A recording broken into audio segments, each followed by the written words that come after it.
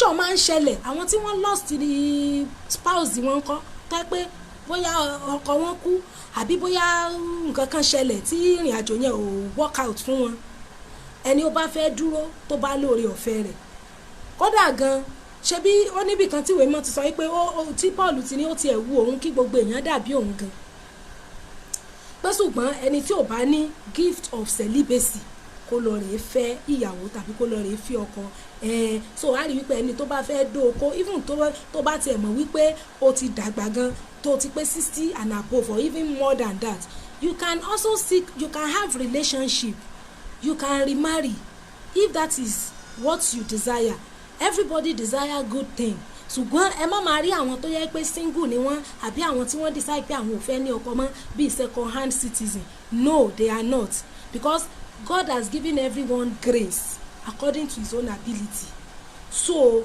òun la ní kí a sọ àmọ́ àwọn kọ́mẹ́ǹtì tó wà bí mi ò ráyè ka kọ́mẹ́ǹtì okay. Àwa tá a bá fẹ́ pè we can send request video request okay. Alhaja Rofia àti sọ pé of course sister indigestion always make reproductive organ to full bẹ́ẹ̀ ni tí constipation indigestion gbogbo àwọn nǹkan yẹn ó máa mú kí inú ó kún ni so if a young woman who is expecting pregnancy don't retain sperm in her body after sex what is the cause? Miss Folusho Olusanya àbí Miss Tani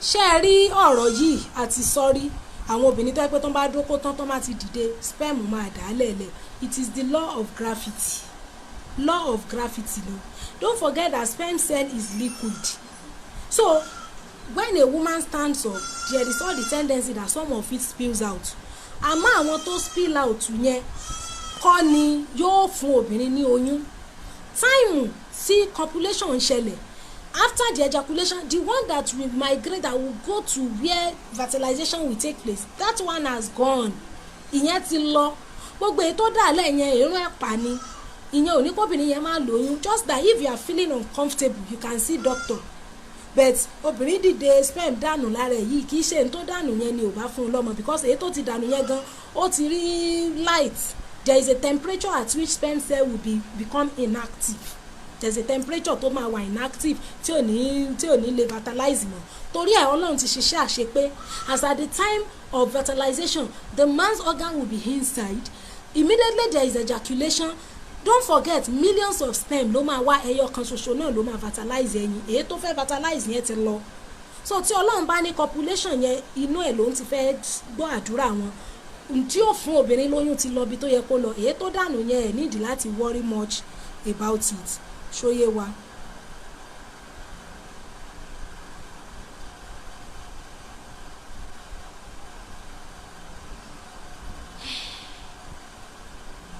so mo fẹ́ try láti wo àwọn kọ́mẹ́ǹtì mi o ẹni yìí ní ẹ jọ̀ọ́ kí ni àǹfààní place lílá àti ewu tó wà níbẹ̀ a ti sọ̀rọ̀ nípa cunnilingus èèyàn tó bá neat tó clean ẹni tí ò bá neat gan in the first place ara tó bá dọ̀tí fún ẹ láti penetrate wọnú ẹ̀ tí ò safe láti wọnú ẹ̀ kò safe láti gbẹnu sí náà nìyẹn tí obìnrin bá dọ̀tí to the extent pé o lè gbẹ́nu sí òbò ẹ̀ automatically kò yẹ kó lè fokó sí òbò yẹn so òbò tó bá máa fún ẹ ní infection tó bá gbẹ́nu sí ó máa fún ẹ ní infection náà tó bá fokó sí then based on advantage tó wà ní cunnilingus which is oral stimulation of the clit àti sọ wípé ó lè fún obìnrin ní orgasm without the fear of getting pregnant then àwọn obìnrin tí wọn kì í tètè wá excited tí wọn kì í tètè move cunnilingus ó máa tètè help wọn especially àwọn tó ń bá circumcise tó ń gé ìdọ̀ wọn so those are the advantages of cunnilingus then studies tún fi hàn wá pé èèyàn tó bá ń ṣe cunnilingus ó ń contribute to the world net happiness world net happiness, you are contributing to it. Then ó tún máa ń fa more bonding, ó máa ń fa more confidence, ó máa ń increase self-esteem, ó máa ń boost self-esteem, because there is this belief that if a man can put his mouth on your body, definitely it will give the woman a sense of happiness pé she has a good body structure, a good body system. But based on studies, àwọn nǹkan tó lè give náà ni, don't forget that we said clit contains about 8,000 cells. So the stimulation of that particular organ can bring about orgasm without the fear of pregnancy. Then it increases love as well. Just to answer your question, Mr. Ismail. So àwọn comments mo rí tẹ́lẹ̀ yẹn mi ò rí wọn mọ́. Mr. Folusho, ẹ̀dá máa ń ṣẹlẹ̀. That's why I say if you are not comfortable, you can see doctor. Ẹ̀dá wà, there is ẹ̀dá.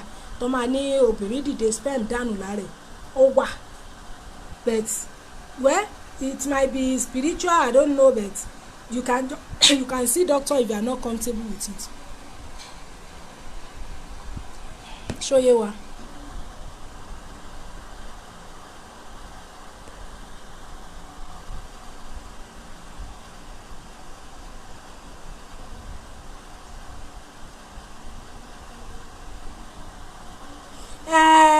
Alaja Rafiat, yes, they can take multivitamin tablets.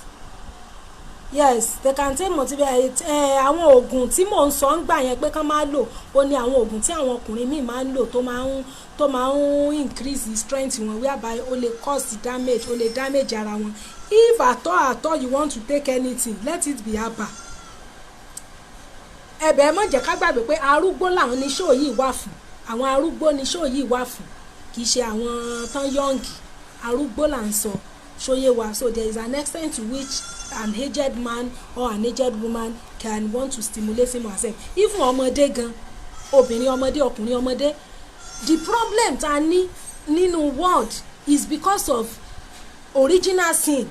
Tí ó bá jẹ́ wípé mankind bá ti follow instruction Ọlọ́run láti ilẹ̀, many of the problem ta ní àní ni. Ẹ má dóra yín kẹ́ tó fẹ́ra yín. It's a simple instruction, obey it.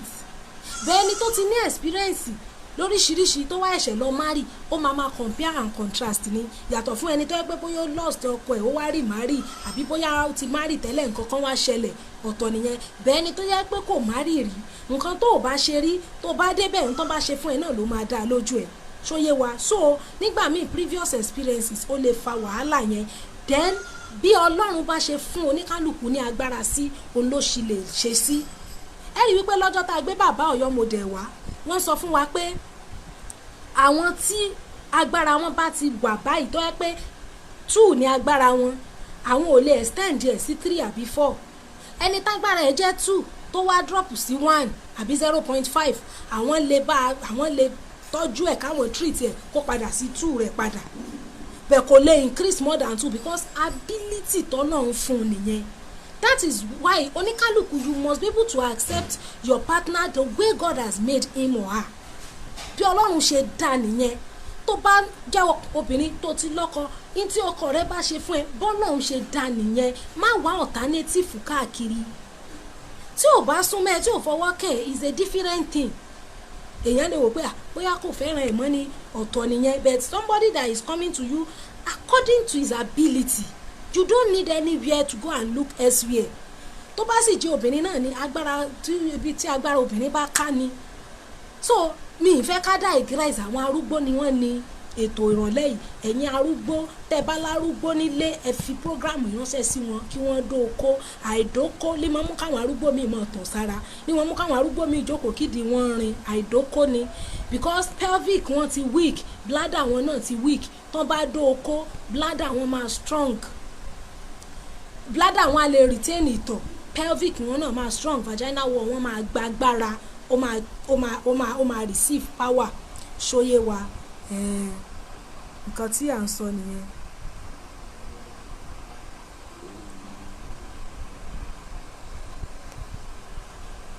So àwa tá bá fẹ́ join, let us send a video request. Ẹ já send video